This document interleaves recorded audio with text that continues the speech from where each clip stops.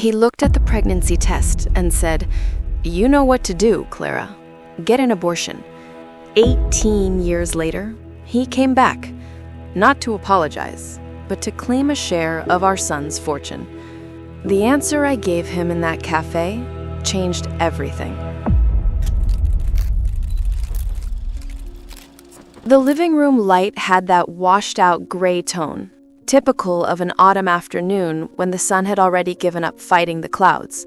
The air, heavy and silent, amplified the sound of my heart pounding against my ribs, erratic, almost feverish rhythm. I held in my hands the white envelope, thin but seemingly containing the weight of the world. Inside, the simple and cruel confirmation. Positive. In my early 20s, I imagined the news, the revelation of life, would bring at minimum a gasp, perhaps an embrace. But there, sitting on the leather couch that smelled of ambition and expensive coffee, I found only the glacial silence of Daniel. He didn't look at the envelope, didn't look at me. He was reading the financial market summary on his tablet, and the blue glow of the screen was the only living thing in that room. "You're pregnant." My voice was a whisper, almost a confession. The sound reverberated in the silence, but Daniel remained unmoved. He touched the screen, did a mental calculation, and only then, with a rehearsed slowness, lowered the device. His gaze hit me like an invisible bullet. There was no anger, no despair, just a surgical coldness. It was the look of someone who discovers a calculation error, an unwanted variable that needs to be eliminated. "You know what to do, Clara." He didn't ask a question. He issued an order. I felt the ground disappear. Tears came, but they were hot tears of shame and fear, not sadness. "Get an abortion, Daniel. Is that what you're asking me?" "I'm not asking. I'm telling you it's the logical thing."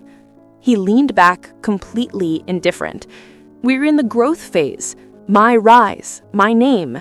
This is an error of judgment. You can't, and I certainly won't, ruin everything because of this." He gestured toward my belly, which was still completely flat but already carried the entire future. That word, "this," encapsulated all the abandonment to come. I realized that the life I carried was less important to him than a stock quote. I stood up. The shock still prevented me from screaming, from begging. There was only a silent dignity beginning to be born in my chest, an invisible strength in response to his visible cruelty. If I do this, the mistake won't be the baby. The mistake will be you. Daniel smiled, a small, superior smile. "You're emotional, Clara, but in the end you'll see reality. I'm giving you one day to deal with this. Don't ruin my life. Don't ruin yours." I left that house, which never felt like mine, only his, without looking back, clutching the envelope, which now felt like a rejection letter. In that instant, my life split in two. The fear of abandonment transformed into a decision of courage. I couldn't control what he was, but I could control who I would become. I would become the mother he wouldn't allow me to be, and I would give the life he ordered to be denied.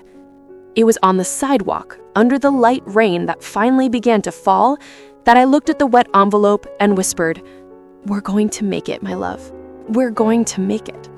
If this story is touching you, comment below where you're watching from and what time it is there. The decision was made, but the journey was just beginning. The abandonment wasn't the end of the line, but the turning point. The initial pain gave way to the first dose of adrenaline from the silent struggle I would have to wage from now on. I rented a small apartment that smelled of mold and cheap disinfectant. The transition from luxurious and empty life to the harsh reality of single motherhood was brutal. Daniel's luxury was a cage, but at least it offered comfort. Now, freedom came wrapped in deprivation. The social verdict came quickly, loaded with whispers and judgmental looks.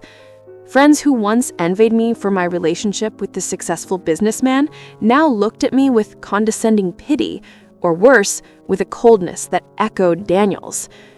"You should have thought about this before," said my cousin, her voice low enough to be cruel, but loud enough for everyone at the party to hear. The financial abandonment was immediate and total. Daniel, true to his calculating nature, cut all ties and made it clear, through his lawyer, that any attempt at contact would be treated as harassment.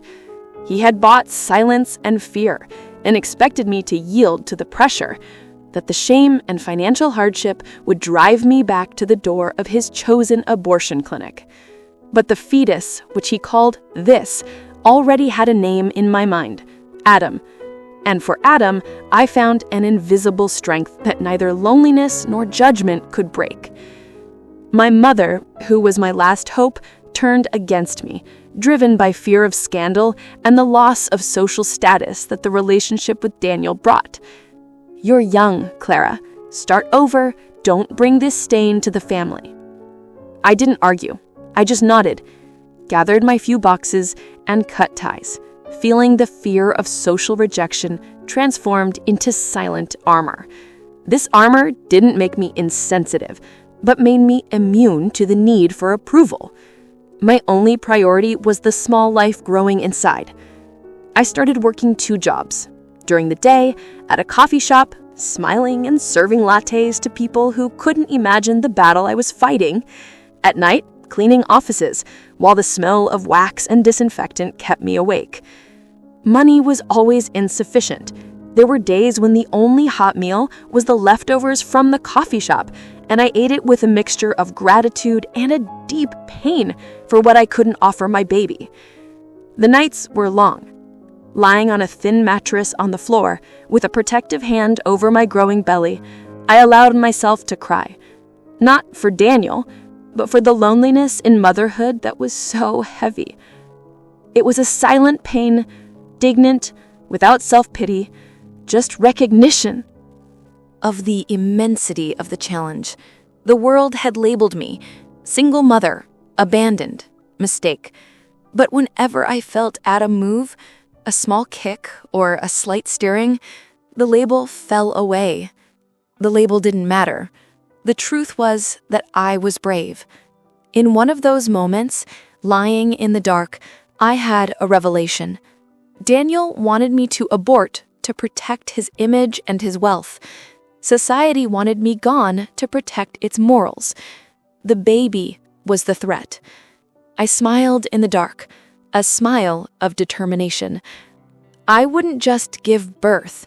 I would raise Adam to be a living proof of the strength that can be born from a broken heart. He would be the unexpected miracle that would refute everyone's verdict. The silent struggle continued, now with a clearer purpose than ever. I was alone, yes, but not helpless. I had the future. Adam was born on a cold morning in a hospital ward I could only afford with great effort and minimal government assistance. He was tiny but perfect, with a look that already knew there was a fight ahead. When I held him, the outside world, the judgment, the abandonment, the hardship, disappeared. All that remained was the deep connection between mother and son, the first of many. Loneliness in motherhood was a constant companion. The nights were long, filled with Adam's crying and the oppressive silence of the apartment. There was no taking turns, no shoulder to lean on. There was only me, the baby, and determination. I learned to live with deprivation. Money was a mirage. I cut costs to the bone, turning every penny into milk, diapers, or electricity. The fridge was always half empty, but the crib, though simple and secondhand, was always safe. The moment of despair didn't come as a sudden collapse, but in the sum of thousands of micro-frustrations. One night, Adam had a high fever. The bus to the hospital was late, and rain was pouring torrentially, flooding the street. I ran with him in my arms, feeling the weight of responsibility and the visceral fear of not being enough. I arrived at the hospital, soaked, trembling, and there, sitting in the hard plastic emergency room chair, I broke. I cried without sound, my forehead resting on Adam's hot head. I begged, not God, but myself, for strength. I felt the pain of all single mothers who face the same battle, the silent injustice of a world that abandons them and then judges them. It was in that instant, at the height of exhaustion and fear, that I made a solemn promise. Not a fairy tale promise, but a war oath. "I know you're sleeping, my love," I whispered, my voice choked, "but listen to me. Your father and the world told us you were a mistake. They said I should give up, but I promise I will turn this pain into strength. I won't just survive. I will thrive, not to prove anything to him, but to give you the life you deserve. You will be my miracle. You will have the opportunities he tried to steal from us." This promise became the anchor of my existence. I repeated it like a mantra, while cleaning bathrooms, while studying at night for an online degree, while rejecting the temptation to complain. I channeled all my pain and shame into determination. My desire to find hope in stories of overcoming and inspire began there, in the empty cradle, on the cold hospital floor. Each day, I dug a little deeper, transforming loneliness into the fuel that drove me forward.